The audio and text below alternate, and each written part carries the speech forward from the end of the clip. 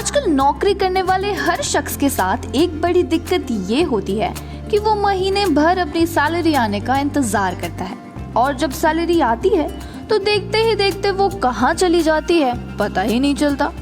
पैसे न बच पाने की वजह से बहुत सारे लोग इन्वेस्ट कर ही नहीं पाते।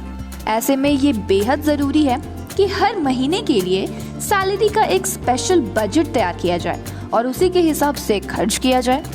आज हम आपको ऐसे ही एक जादुई फॉर्मूला के बारे में बताएंगे जिससे आपकी फाइनेंशियल प्लानिंग बेहतर हो जाएगी।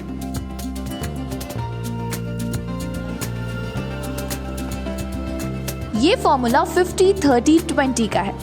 इस फॉर्मूला के अनुसार हमें अपनी कमाई का 50% हिस्सा उन चीजों पर खर्च करना चाहिए जो हमारे लिए जरूरी है, जैसे घर का राशन, रेंट, बच्चों की पढ़ाई, EMI और हेल्थ इंश्योरेंस। इसका दूसरा हिस्सा है 30% का, जिसे हमें अपनी मनपसंदीदा चीजों पर खर्च करनी चाहिए। ये ऐसे खर्च होते हैं जिन्हें कुछ देर के लिए टाला भी जा सकता है, लेकिन इन पर पैसे खर्च करने से हमें बेहद खुशी मिलती है, जैसे थिएटर में फिल्म देखना, पार्लर जाना, शॉपिंग करना या बाहर खाना खाना। इसका तीसरा और आखिरी हिस्सा है 20% का, जिसे इस फॉर्मूला के अकॉर्डिंग सेविंग्स के लिए रखा जाना चाहिए।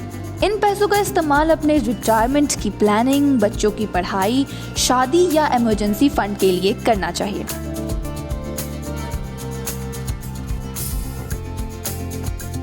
चलिए एक एग्जाम्पल से इसे समझते हैं। मान लेते हैं कि आपकी हर महीने की कमाई 50,000 रुपए है।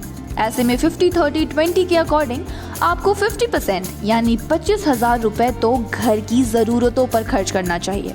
वही इसका 30% यानी 15,000 रुपए आप अपनी पसंदीदा चीजों पर खर्च कर सकते हैं। ये सब करने के बाद आपके पास 20% यानी 10,000 रुपए बचेंगे। इन्हें आपको सेविंग्स में डालना चाहिए। आप FD कर सकते हैं, रिटायरमेंट के लिए NPS में भी इन्वेस्ट कर सकते हैं, या सबसे बेस्ट लॉन्ग टर्म के लिए PPF में पैसे डाल सकते हैं, और तो और म्यूचुअल फंड जैसे इंस्ट्रूमेंट्स में SIP भी कर सकते हैं।